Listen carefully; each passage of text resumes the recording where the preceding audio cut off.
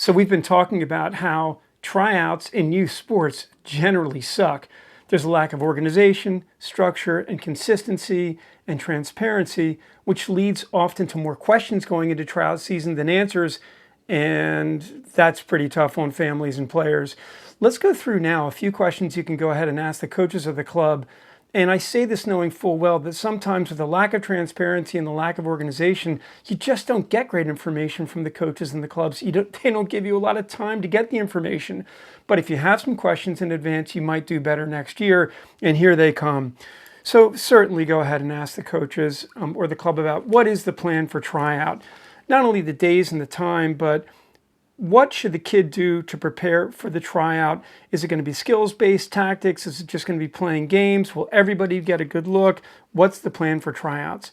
Also ask the coach, what's the plan for next year? See if he or she has any thoughts to share with what's coming up for next year, because all these questions are trying to give you information back that you can use to prepare for tryouts after the result, but also make a decision about what to do next year. What about opportunities for growth? Ask the coach and the club if there is a development pathway for your player and see what they say. How strong is the answer? Is it clear? Do you think it's achievable or not? Find out if the coach or the club does, find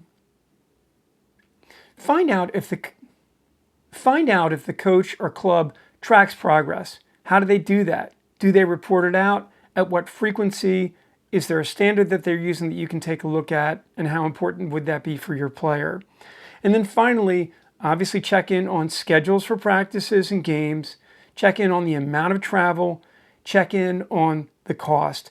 So if you can get these questions in, it's going to give you back more information and make you more aware about what's going to be happening at tryouts and for the season coming up.